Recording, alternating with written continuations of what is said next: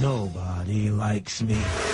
He's the baddest man in hip-hop. Hey, yo, the bottom line is, I'm a crook with a deal. If my record don't sell, I'm a rob and steal. Who hustled his way to the top. Don't come to a fight with Fifth with a knife. You better come with your guns, because he is gonna destroy you. I was like, wow, this guy's gonna make a lot of enemies. I aim straight for you. This guy's crazy. But for 50 Cent, success didn't come easy. His mother's murder was just the beginning. I found her laying dead. Someone put something in a drink, and then they turned the gas on. Dealing crack, he played a dangerous game until he found a new hustle. Music. He was always confident. That's what struck me about him. He knew he was gonna blow.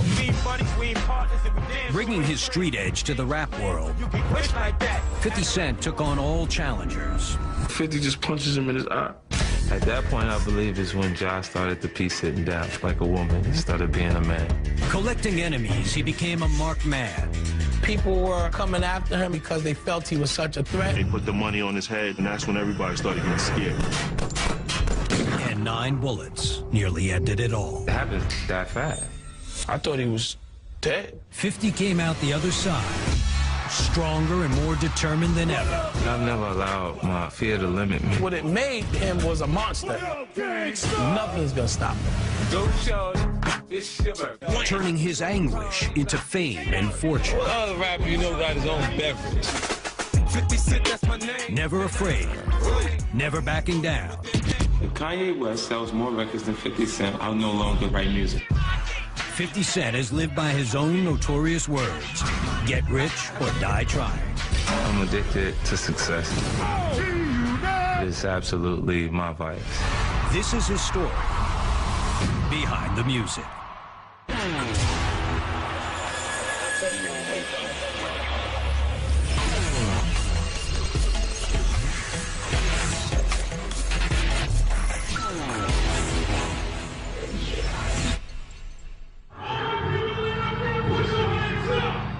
It's a raucous night in California, and 50 Cent is about to hit the stage at the Bamboozle Fest. I'm nervous. Headlining a rock festival might seem strange for a hip-hop icon, but that's the kind of power 50 Cent wields.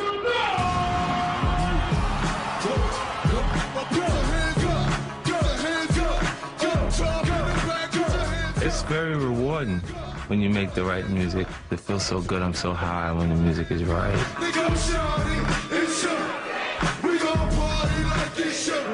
50 savors moments like these. They're a reminder of where he is and how far he's come. I've never allowed my fear to limit me. I believe you can will your way in a good situation. Go out and make things happen.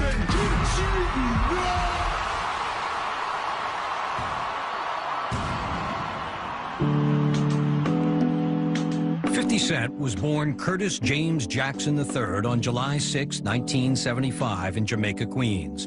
His mother, Sabrina, was just 15. He never knew his father. I asked my mother one time, we was in the park. I saw a little boy throwing the football back and forth with his father. And I said, why I don't got no father, Mom? And she said, because you was special. He was born to the Immaculate Conception. Like Jesus, boy. Now go play. Sabrina moved out of the house shortly after Curtis was born. He was raised by his grandparents, who had 9 children of their own.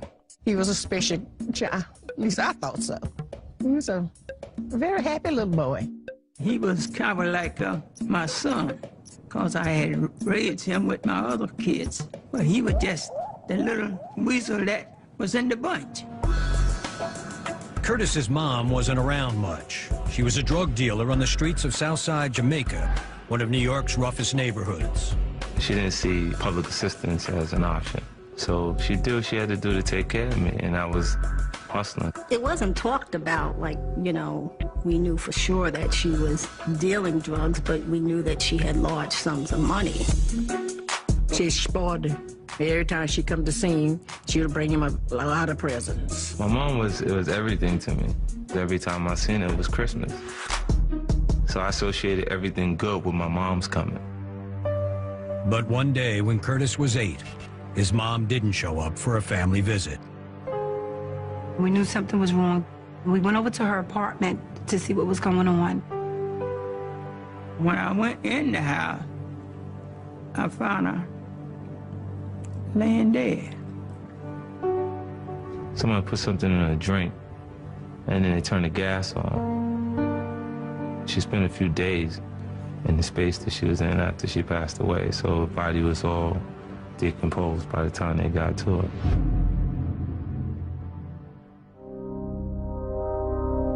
I remember my grandmother explaining it like she's not gonna come back. She's in a better place. And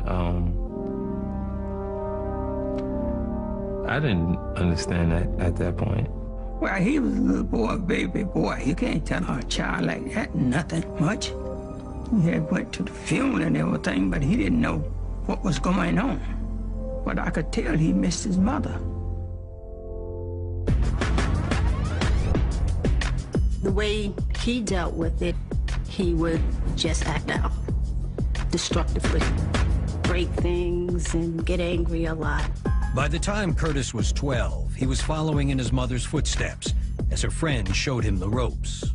He saw the drug dealers with a lot of money and flashing clothes, and he wanted to emulate them. Nice places to stay, nice cars, nice jewelry. They appeared to have the actual life that I wanted. From their perspective, they were helping me. They go, well, I'm gonna give you this. You know what to do with this? And it's 3.5 grams. So from 3 to 6, when my grandparents thought I was in the after-school program, I was hustling. I know 50 is hustling his whole life. That's how I knew him, as Boo Boo. When he was 12, he was on the block with like guys that were 17, 18. Everybody knew Boo Boo. Like, what is this little kid doing out here with the wolves? They call it Crack Alley, Jamaica, Queens. In the late 80s, South Side was the epicenter of New York's crack epidemic. Curtis cooked it at his friend's house, stashed it in his room, then sold it. Everybody around us, like all my friends, that's what they did. Cook it up, bag it up. You might make $1,000 one day, and then you might have your slow days when you make $100. I was standing there with an entrepreneur spirit, and I had to be aggressive, real aggressive. Curtis did what it took to survive in the neighborhood. To make himself a more imposing presence on the street, he joined a youth boxing program. I used to get my ass kicked a lot. I went to the boxing gym, I learned something there, go right across the street and try it, and start the altercation. Like, I actually seen him break somebody's jaw before. And that's when everybody really knew, like, 50 could fight. Everybody respected him. And if you didn't, he would make you. To further defend himself, 50 got his hands on a gun. And I used it a bunch of times. I didn't hit a lot of people with it, but I used that because they knew I would shoot it. It changed their whole perspective on me based on that. I saw his lifestyle start to change. When he was in the house with us, we saw Curtis, but I've heard stories on how aggressive he was in the street. Like two different people. When he was 14, Curtis was arrested for bringing drugs to school. A judge sentenced him to rehab, where he quickly learned how to hustle the system. I never really indulged in the usage of drugs, but they teach you like the 12 steps, and I had to kind of act as if to get out of it. It works if you work it, so work it. Hi, my name is Curtis Jackson, and I'm an addict. At 17, Curtis was busted again when cops searched his home and found heroin, cocaine, and $15,000 in cash. He was running wild at that time. His grandfather tried to discipline him, but felt that he should have done more. You can teach a kid to be the best it is in the world. But if he don't take it in, it ain't gonna do him no good. That probably was one of the biggest disappointments for my grandparents, to see that I had went into that lifestyle, because that's how they lost my mom. The charges could have sent him to prison for 9 years. But as a teenager facing his first felony, he was offered an alternative. Shock incarceration. Hit it, go, hit it. 6 months in a military-style boot camp. I think it definitely changed him. He knew more. He knew the system. He knew how things worked. Very smart guy. I'm a part of the success rate of the shock program. It works. It hurts. You see, it depends on how you look at things. I slipped back into my ways after the action. after the actual program. But it worked for me because I've never been incarcerated since.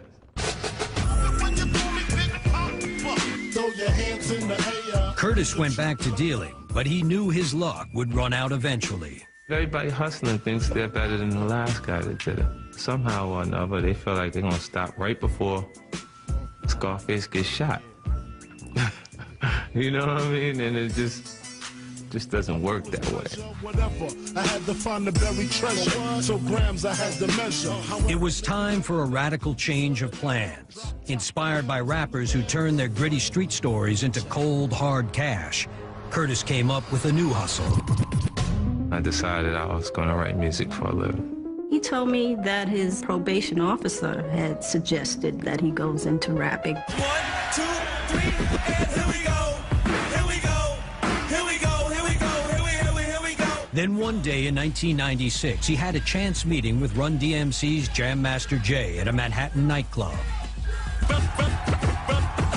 I kind of hustled my way into a situation with Jay.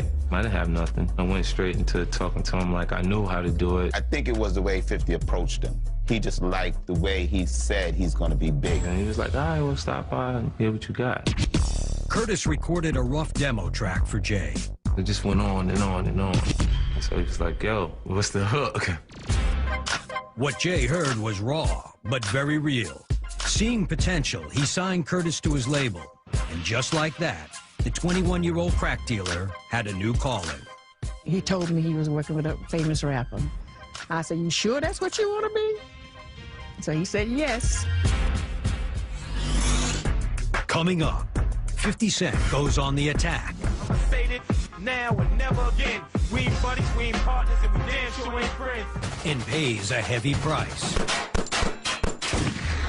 You don't know if you're actually going to survive it or not. 50 Cent, that's my name. And later, he blows away a hip-hop icon. I was like, yo, this 50, I quit. I literally wanted to quit rapping at that point. When Behind the Music continues. By 1996, Curtis Jackson had transformed himself from a streetwise drug dealer to budding rapper after being signed by Run DMC's Jam Master Jay. To complete his evolution, he created a new identity, taking the name of a well-known Brooklyn stick-up artist, 50 Cent. For me, 50 Cent was a metaphor for change. And then I would do things my way, which would be drastically different. An even bigger change came a year later. When Curtis was just 22, he and his girlfriend, Shaniqua Tompkins, had a baby boy, Marquise. He got more serious about life, and he knew he had to take care of his son. I wanted to have the relationship that I didn't have with my father, with my son. I didn't believe anyone would take care of him if I wasn't there to take care of him. 50 gave up dealing drugs and sold off everything he had to support his family. He pinned his hopes on music, learning from Jam Master Jay. 50 would not want to leave the studio. Dude was just soaking everything in. He would just stay focused over in the corner, right. 2 years passed. Progress was slow, and 50 was frustrated that he didn't have Jay's undivided attention. So when he saw record executive Cory Rooney outside a barbershop in Queens, he seized the opportunity. He comes over to the car. He had like his hood on and it looked sketchy. At that point, I didn't know he was gonna rob me. I gave him my tape and put it in, playing it, and the phone rang and he was on the telephone. I'm like, yeah, go ahead. And he gave me the look because I wasn't paying attention. I give my tape, man. You're mad old school.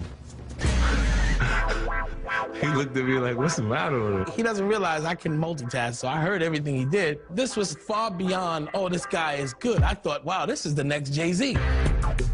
50 was signed to Columbia Records, but most of his advance went to pay his way out of the Jay contract. Broke, he returned to dealing. I had $5,000. And then the baby. So I had to take care of him. I just bought 250 grams with it. And went back to doing what I knew how to do. 50 took only 2 weeks to record his debut, but the label let it languish for 2 years. In 1999, he channeled his frustration into a lyrical assault on the biz. Hey, yo, the bottom line is, I'm a crook with a deal. If my record don't sell, I'm a rob and steal. A track about mugging music stars called How to Rob. I rob one without a gun. snatch his piece and run. Just his weight 400 pounds, I ain't gonna catch me, son. What do you have out right now? I got a new single out called How to Rob. I'm about to stick Bobby for some of that Whitney money. I wrote the lyrics in like 45 minutes. That's from your heart, that's how you feel? Yeah, that's, you know, it's a little like comedy based on reality. Your beeper going off. He was like, all right, this industry is not letting me eat, they're not letting me in. All right, I'm gonna rob everybody in this industry and let you know I'm coming. What Jigga just sold, like 4 million, got something to live for. When I heard the record, I was like, wow, this guy's gonna make a lot of enemies. This guy's crazy. The single was a sensation. DMX, Big Pun, the Wu-Tang Clan, and Jay-Z all fired back. Go against Jigga, your ass is dense. I'm about $1, what the f is 50 cents? That right there, that's when everybody was like, all right, Jay just said his name. 50 cents. He's official.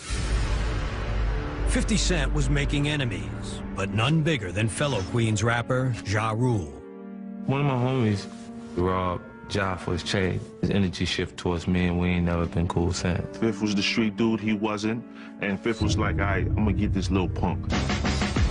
Nobody likes me. Their animosity intensified when 50 Cent put the feud on record with Your Life's on the Line. I'ma say it now and never again. We ain't buddies, we ain't partners, and we damn sure ain't friends. The games you playing, you get rich like that. The ill will boiled over into a brawl in Atlanta. So we get face to face and we talk. 50 just punches him in his eye.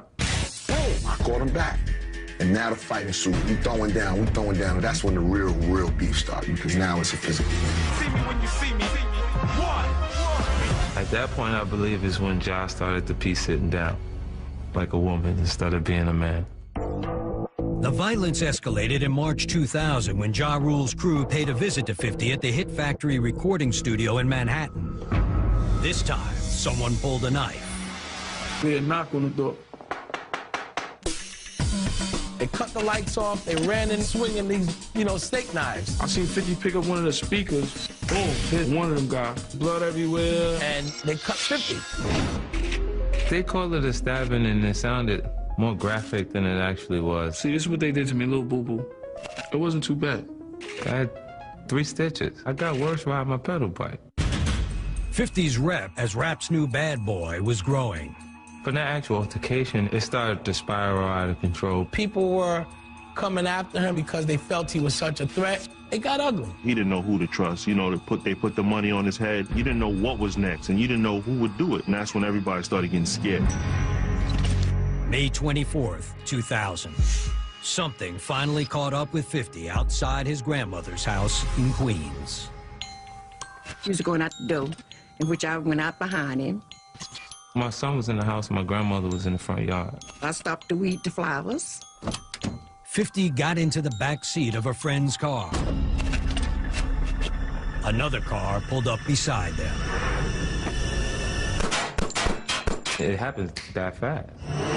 I hear something shooting like firecrackers. I thought it was kids. I was going to yell at them. But when I see this guy pointing in the car, and I says, oh, that's the car my grandson got in. 50 reached for his gun, but it wasn't cocked. When I put the gun out the actual window, he shot down at my hand and moved away. So I got hit my thumb and came out the top of my pinky. That's why I ain't got no knuckle on my right hand. He was also hit in his face, his legs, 9 bullets in all. Fired at close range. I can't give you the movie moment because I didn't look down the barrel of the gun. And then I started yelling. Then they run. Blood gushed all over the back seat as the friend sped toward a hospital, stopping only to dump 50's gun in a sewer. I kept saying, oh, son, you shot me in my face, huh?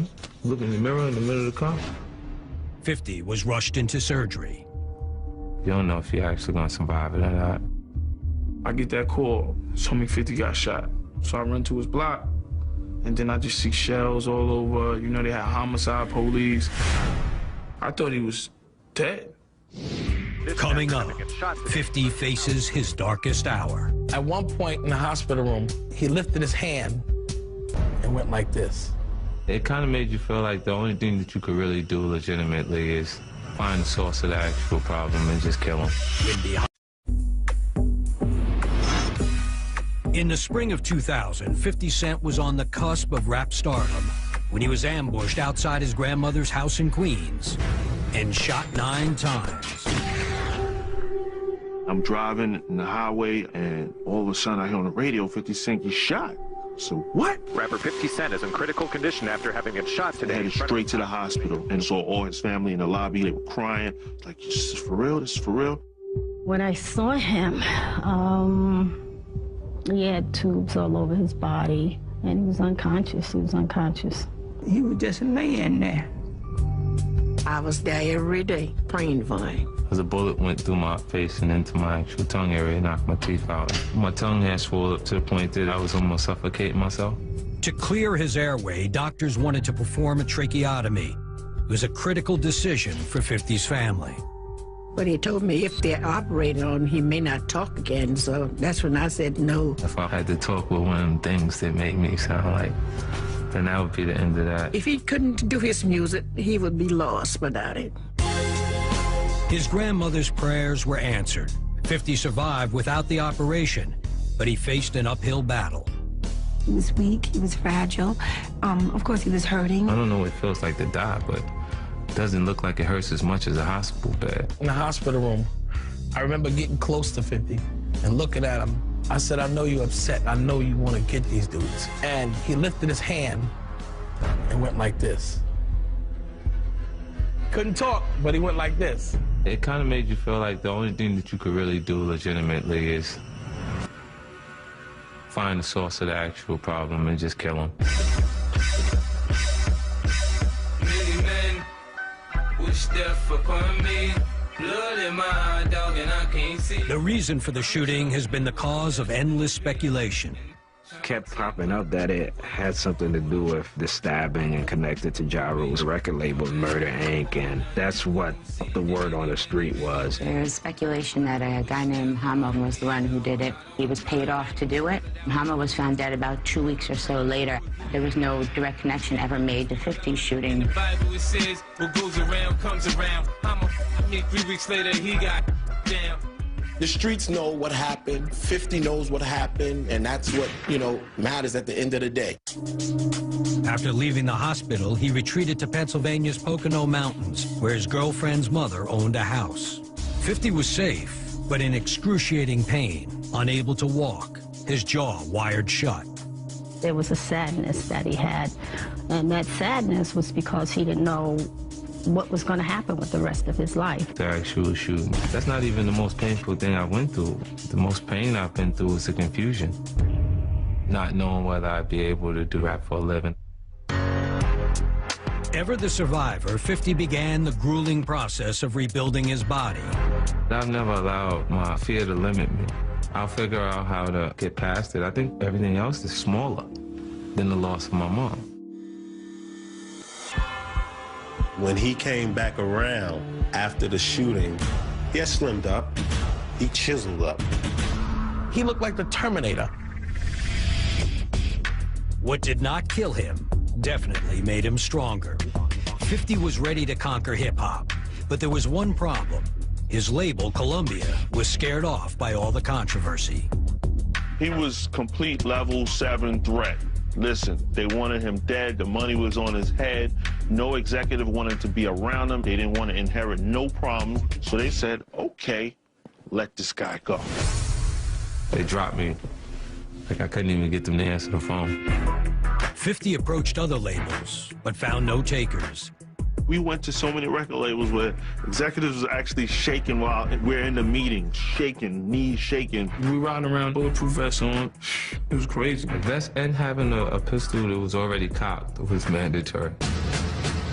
P. Diddy offered 50 a job as a songwriter, but he wasn't exactly thrilled to find out his new employee was packing. Puffy was the first person to call me back to work. I was in his office, like I just heard an altercation outside, and he came in and I pulled my pistol out.